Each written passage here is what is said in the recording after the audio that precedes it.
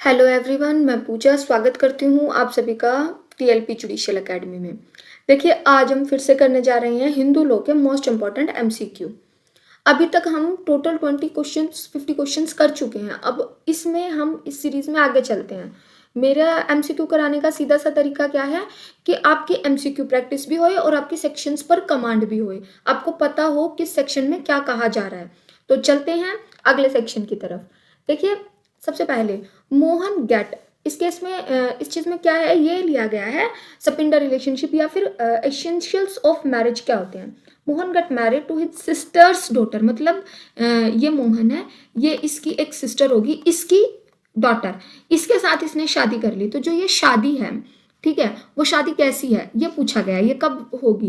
पहला ऑप्शन है हमारा marriage is valid if custom allowed, अगर इनके कस्टम अलाउड करते हैं तो ये मैरिज वैलिड होगी, पहला ऑप्शन। दूसरा, मैरिज इज वॉइड। तीसरा, marriage is valid only if court approve it, अगर इसको कोर्ट अप्रूव कर दे तब ये वैलिड होगी। तीसरा, marriage is valid only if panchayat permit, panchayat. अब ये देखिए, यहाँ पर है ना, आप लोगों को यहाँ इन दो ऑप्शंस में कंफ्यूजन हो रहा होगा। मैरिज तो वॉइड है। देखो, अगर नॉर्मल आप चीजों पे जाओगे ना, तो दो प्रोहिबिटेड रिलेशनशिप वाले लोगों में, प्रोहिबिटेड रिलेशनशिप वाले लोगों में या सपिंडा वाले लोगों में अगर मैरिज हुई है तो वो कैसी मैरिज होती है, वॉइड अब इनिशियो होती है। लेकिन यहाँ पर क्वेश्चन को पढ़ लीजिए, उसकी एक एक्सेप्शन भी है इस क्लोज की। इसकी एक्सेप्शन क्या है कि अगर सपिंडा या प्रोहिबिटेड में मैरिज हो रही है और दोनों की कस्टम, ईच, वहां पे वर्ड क्या है, each of the party custom क्या कर रहा है, अलाउ कर रहा है, तो वो मैरिज कैसी होगी, वो मैरिज हो जाएगी आपकी वैलिड। तो हमारा A option most appropriate option है। ए ऑप्शन हमारा क्या हो जाएगा, मोस्ट अप्रोप्रिएट ऑप्शन, कि मैरिज वैलिड होगी अगर इनका कस्टम इनको अलाउड कर रहा है। तो चलिए अगले क्वेश्चन की तरफ चलते हैं। अगला क्वेश्चन क्या कह रहा है, अब इसमें एसेंशियल ऑफ मैरिज भी देख लीजिए। एसेंशियल क्या है मैरिज के, इधर party has spouse living at the time of marriage. The party ना तो इडियट होनी चाहिए ना लुनेटिक होनी चाहिए at the time of marriage. Bride groom ने एज कंप्लीट कर ली हो 18 ईयर एंड ब्राइड की age 15 year at the time of marriage. ये पुराना है, अब कितनी एज हो गई है, ब्राइड ग्रूम की 21 एंड ब्राइड की 18 अब होनी चाहिए, ठीक है, ये पुरानी कंडीशंस हैं। अगला, the parties are not within degree of prohibited relationship, ना तो वो प्रोहिबिटेड रिलेशनशिप में आनी चाहिए ना ही वो सपिंडा में आनी चाहिए। ये वाली लाइन इंपॉर्टेंट है। वो जो क्वेश्चन पूछा हुआ था उसमें ये चीज दे दी थी, अनलेस द कस्टम और usage governing each of the डम परमिट बिटवीन टू, अगर दोनों का कस्टम परमिट करता है कि हाँ वो ऐसा कर सकते हैं तब तो अलाउड हो जाएगा, अदरवाइज ये अलाउड नहीं होगा। दोनों में ये क्वेश्चन इंपॉर्टेंट हो जाएगा। अगला, where the bride not completed the age of 18 year and the consent of guardian in the marriage if has been obtained by marriage, ये कुछ नहीं है, ये अलग कंडीशन थी, ठीक है। अगला, in which of the following air is not class 1 air. Class 1 air कौन कौन से होते हैं, जो कि देखिए जब हम हिंदू सक्सेशन एक्ट पढ़ते हैं 1956 में, उसमें लास्ट में एक लिस्ट दी हुई है, उस दो लिस्ट हैं। पहले लिस्ट में हमें क्या दिया हुआ है, क्लास 1, दूसरे में हमें दिया हुआ है क्लास 2। क्लास 1 में कौन कौन से आ जाएंगे, सन आ जाएगी, वाइफ आ जाएगी, मदर आ जाएगी।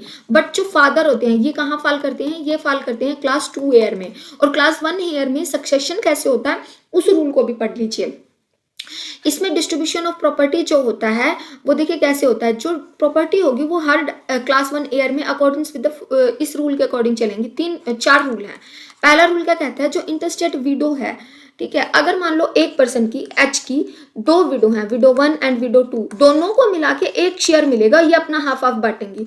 एक शेयर मिलेगा इनके सन को, एक शेयर मिलेगा इसकी डॉटर को। तो यही बात कही गई है कि वाइफ अगर 2 हैं, एक से ज्यादा हैं, दोनों विडो मिलाकर एक शेयर लेंगी। दूसरा, surviving son and daughter and then mother of interstate shall takes 1 share, ठीक है। इसमें क्या कहा गया है, तो आगे क्या बात कर रहे थे हम, हेयर्स जो हैं वो ब्रांच के वो एक शेयर लेंगे, सन और डॉटर मिलकर क्या लेंगे, shall take between them of 1 share. मतलब सपोज कीजिए एक एच है, ठीक है, इसका ये सन है और इसकी ये डॉटर है, ठीक है। तो जो सन है वो उसकी डेथ हो गई है, सॉरी, एक सन है एक डॉटर है, हाँ, एक सन है एक डॉटर है, ठीक है। जो डॉटर है इसकी डेथ हो गई है, ये मर चुकी है, अब सन है सिर्फ। अब डॉटर के क्या है, एक डॉटर और एक सन और है, तो एच का जो शेयर है, एक इसकी वाइफ है, ये कैसे बचेंगे, एक इसको मिलेगा, एक शेयर इसको मिलेगा, एक डॉटर को मिलेगा, इसमें से हाफ हाफ ये लेंगे, ठीक है। तो ये एक बेसिक प्रिंसिपल है। अगला हम distribution of share refer to in rule 3 among heir in the branch of predeceased son shall be so made between the widow and the surviving son daughter shall get equal portion of each branch।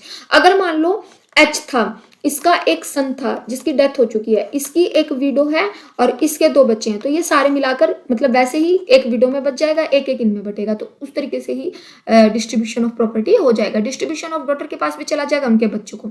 अगला question, natural guardian of adopted son under the Hindu minority and guardianship act is, क्या पूछा, natural guardian कौन होगा, एक adopted सन का, ठीक है। तो आप देखिए जो भी सन या डॉटर हो, उनके नेचुरल गार्जियन हमेशा कौन होते हैं, फादर होते हैं। पर क्वेश्चन में ट्रिक क्या है, अडोप्टेड सन का कौन होगा, तो अडोप्टेड सन का कौन होगा, अडोप्टेड फादर होगा, ठीक है। अडोप्टेड फादर, उसका जो ओरिजिनल फादर है वो नहीं होंगे, जो अडोप्टेड फादर हैं वो अडोप्टेड सन के नेचुरल गार्जियन होंगे, क्योंकि क्या है, section 7 of Hindu minority and guardianship act क्या कहता है कि जिस द मूवमेंट से माइनर को अडोप्ट किया गया, उसके जो अडोप्टेड फादर हैं वो माइनर के क्या बन जाते हैं, लीगल गार्जियन बन जाते हैं।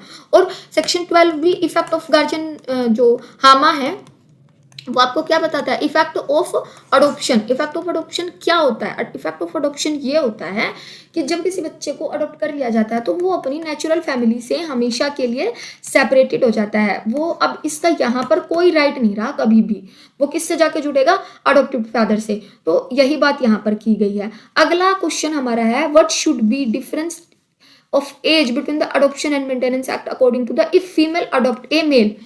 अब हमने सेक्शन 11 में कंडीशन पढ़ी है अडॉप्शन की कि क्या क्या होनी चाहिए। क्वेश्चन के ऑप्शन देख लीजिए, 21, 25, 18, 16।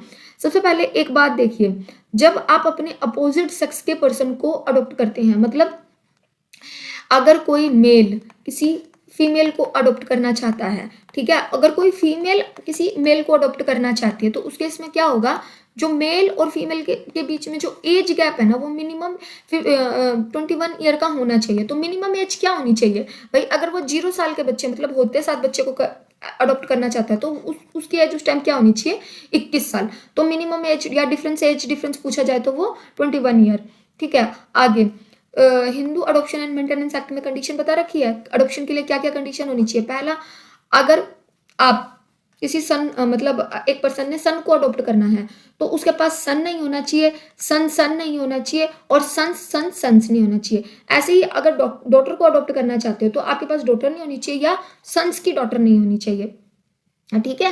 मतलब या तो आपके पास बेटी ना हो या फिर पोती ना हो। दूसरा, if adoption is by male and the person adopted is female, मतलब मेल किसी फीमेल को अडॉप्ट करना चाहता है, तो उस केस में एटलीस्ट एज गैप कितना होना चाहिए, 21 ईयर का एज गैप होना चाहिए।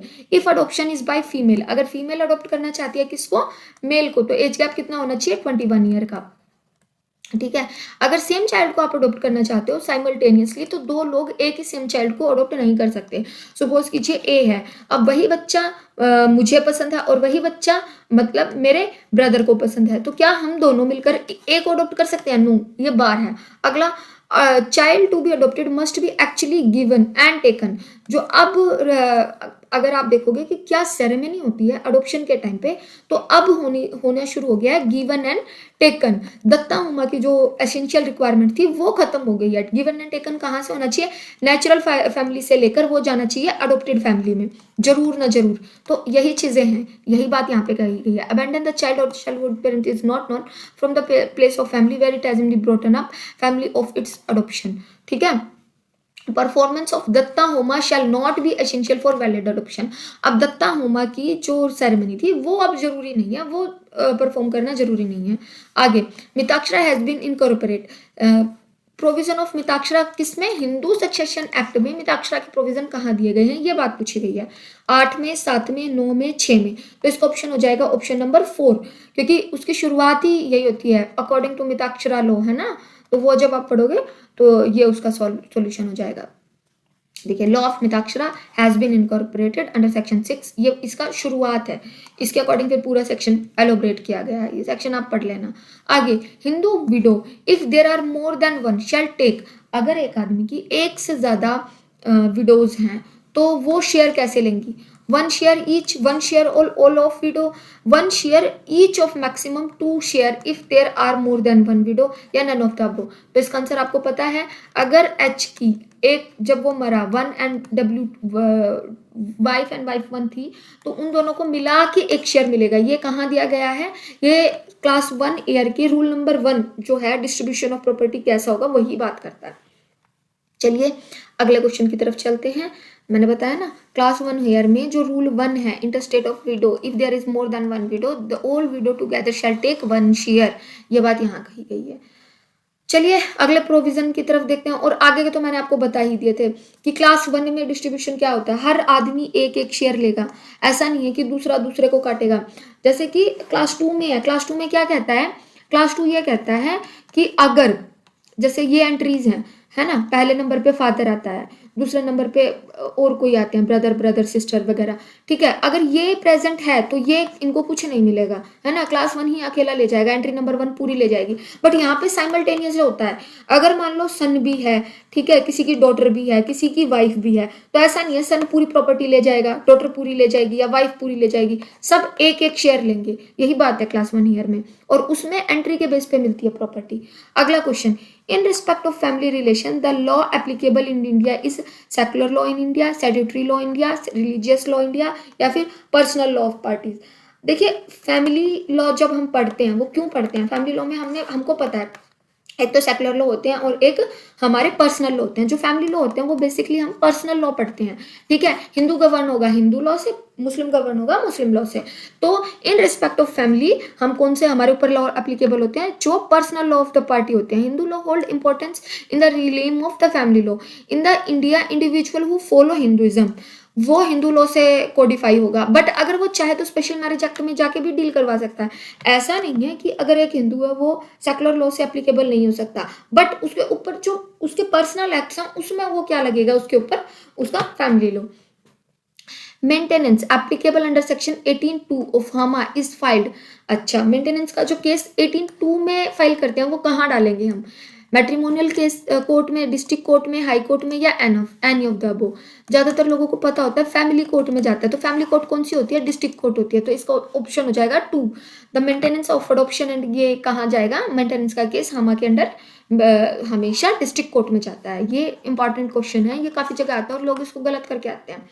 आगे, in the immovable property possessed by female Hindu acquired before और after the commencement of Hindu succession act shall be held by her after the commencement of the act. वो उसकी प्रॉपर्टी कैसी प्रॉपर्टी होगी, आप सबको पता है, वो अब उस प्रॉपर्टी में लिमिटेड ओनर होगी, फुल ओनर होगी, नो ओनर होगी, या नॉट एब्सोल्यूट ओनर होगी। आपको पता है वो उसमें फुल ओनर हो जाएगी। जब से हिंदू सक्सेशन एक्ट आया है और इसका अमेंडमेंट आया है, सेक्शन 14(1) क्लॉज 1 हर वुमन को क्या बना देता है, एब्सोल्यूट ओनर ऑफ प्रॉपर्टी। तो यही बात यहाँ पर कही गई है, ठीक है, ये आपके लिए बहुत इंपॉर्टेंट है। The property possessed by female Hindu whether acquire before और आफ्टर द कमेंटमेंट, वो क्या हो जाएगी, वो उसकी फुल ओनर होगी, नॉट लिमिटेड ओनर। ये वर्ड यहाँ पर नोट कर लीजिए, फुल ओनर होगी वो उसकी, ना कि limited owner.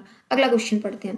Condition of Hindu marriage has been laid down under section, condition of valid Hindu marriage कहाँ दिए गई हैं, 9 में आपको पता है क्या दिया गया है, बताइए मुझे। 10 में क्या है, डाइवोर्स के ग्राउंड, 13 में है जुडिशियल सेपरेशन, RCR, 5 में क्या है, वैलिड मैरिज की सारी कंडीशन। तो यही बात की गई है, Hindu marriage act lay down condition of Hindu marriage provision consist 5 conditions. एक मैं आपको ट्रिक बताती हूँ, सेक्शन 5 में कितनी कंडीशन है, 5 कंडीशन है, नंबर से याद कर लीजिएगा।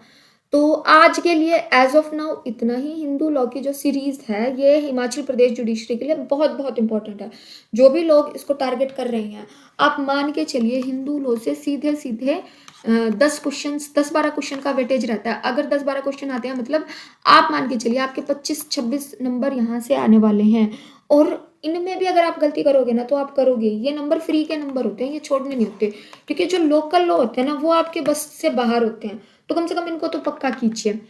As of now thank you so much, जुड़े रहिए चैनल से एंड सब्सक्राइब कीजिए।